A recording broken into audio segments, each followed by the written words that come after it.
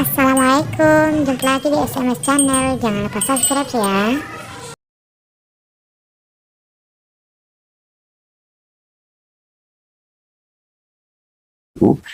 Sudah ada banyak sekali inisiatif-inisiatif dalam 3 tahun terakhir untuk memastikan kesejahteraan guru.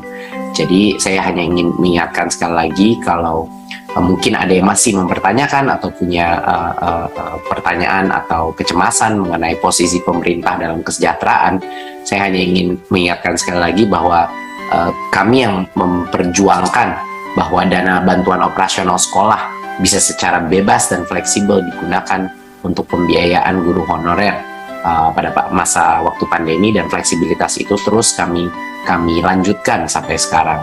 Dan pada saat itu juga memperjuangkan BSU atau bantuan subsidi upah pada guru pada saat COVID, dan tentunya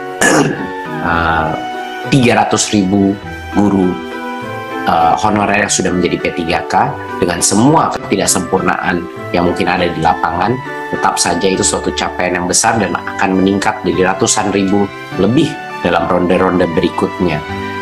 Jadi sekali lagi sebelum saya masuk dalam poin-poin di sini, track record daripada pemerintah sangat jelas. Hanya satu arah kesejahteraan guru, yaitu meningkat. Dan telah selama 3 tahun terakhir, saya harap track record itu tidak dipertanyakan di sisi mana, di posisi mana kami ada selalu di belakangnya guru.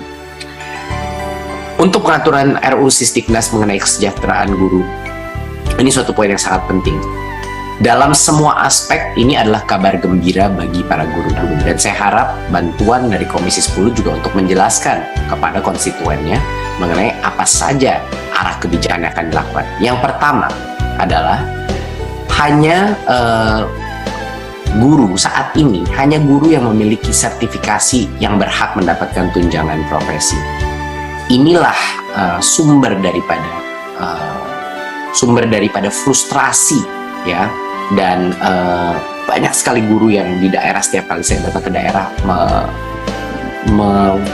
mengajukan concern dan frustrasi mereka terhadap kebutuhan untuk mengantri untuk mendapatkan tunjangan profesi selama bertahun-tahun. Banyak dari mereka yang menunggu seumur karir mereka sampai pensiun pun tidak mendapatkan tunjangan profesi.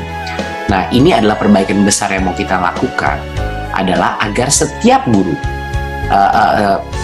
biar guru itu bisa menerima tunjangannya tanpa dia harus mengikuti proses sertifikasi, yaitu PPG. Jadi ada beberapa poin-poin besar dalam perbaikan RUU ini. Yang pertama adalah bagi guru yang sudah menerima tunjangan profesi, dan atau tunjangan khusus, mereka akan tetap menerima tunjangan tersebut. Jadi bagi guru-guru yang sekarang sudah lulus sertifikasi dan sudah mendapatkan tunjangan, tidak perlu khawatir sama sekali, tetap akan menerima tunjangan sepanjang masih memenuhi persyaratan, ya. Dan untuk guru-guru yang sudah mengajar saat ini, ya ini yang selalu saya ketemu di daerah yang mengajar, tapi mereka belum tersertifikasi, dan luar biasa kasihannya mereka menunggu terus antrean sertifikasi. Kami ingin memastikan bahwa guru ASN mendapatkan penghasilan yang layak dari gaji dan tunjangan mereka, dari tunjangan fungsional, tunjangan pengabdian berdasarkan undang-undang ASN, ya. Dan tunjangan ini yang akan ditingkatkan, dan tidak perlu lagi menunggu sertifikasi untuk mendapatkan tunjangan yang layak. Dan untuk guru non-ASN bisa mendapatkan upah yang layak dari yayasan sebagai pemberi kerja berdasarkan undang-undang ketenagakerjaan, ya.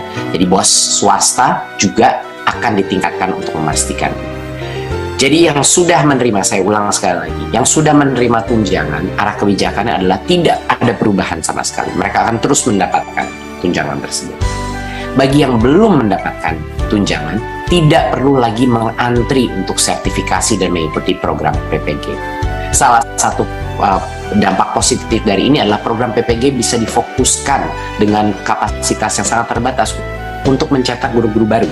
Sedangkan guru yang sudah bekerja harusnya sudah bisa mendapatkan tunjangan sesuai dengan undang-undang ASN tanpa harus melalui proses sertifikasi yang antriannya panjang sekali. Dan mau menunggu sampai kapan? Sampai mereka sudah pensiun. Banyak yang sudah sebentar lagi pensiun. Dan banyak sekali guru-guru kita yang membutuhkan tunjangan sekarang, bukan nanti. Gitu. Dan guru-guru dan itu kira-kira dan guru-guru swasta tentunya akan juga berdasarkan undang-undang tenaga kerjaan.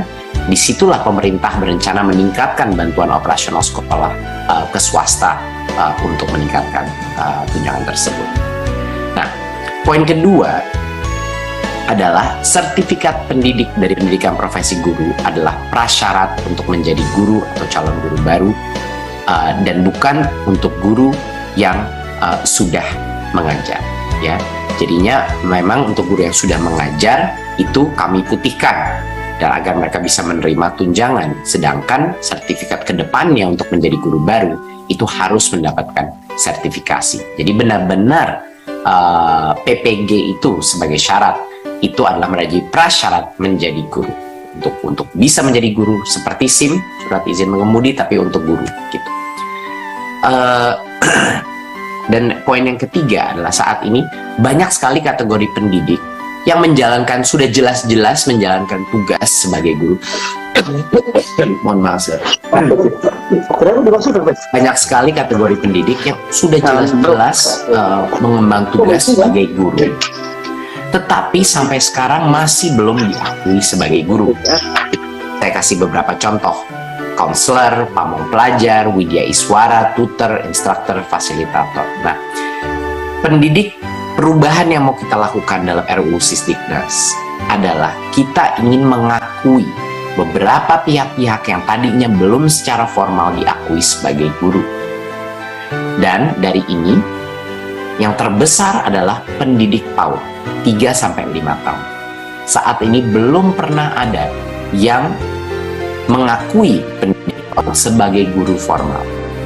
Yang kedua adalah pendidik dalam satuan pendidikan kesetaraan, dan yang ketiga adalah pendidik dalam pesantren yang formal, pesantren yang mengikuti banyak standar-standar nasional pendidikan. Jadi dengan perubahan RUU Sisdiknas ini, harapan besar kita adalah para pendidik PAUD, para pendidik kesetaraan, dan para guru-guru pesantren itu bisa akhirnya diakui menjadi guru dan masuk dalam kategori guru, dan kalau mereka masuk dalam kategori guru yang formal bisa juga menerima tunjangan untuk meningkatkan kesejahteraannya. Begitu Bapak Ibu Komisi 10, saya harap ini memperjelas dengan sangat detail sebenarnya bahwa RUU Sisdiknas ini semuanya kabar gembira bagi para guru, dan ini bermulai dari keinginan kita untuk menjawab teriakan dari seluruh guru di seluruh Indonesia, kenapa mereka masih mengantre untuk sertifikasi padahal mereka sudah bekerja sebagai guru bertahun-tahun, bahkan berpuluh-puluh tahun. Dan juga guru-guru di sektor-sektor lain seperti yang belum diakui seperti PAUD, pesantren, dan pendidikan kesetaraan yang sebenarnya sudah berjasa sebagai guru tapi belum diakui sebelumnya. Kami harap RUU Sisdiknas ini akan menjadi RUU bersejarah, RUU yang paling meningkatkan kesejahteraan guru dalam sejarah RUU pendidikan di Indonesia. Terima kasih, sekian dari kami. Wassalamualaikum warahmatullahi wabarakatuh.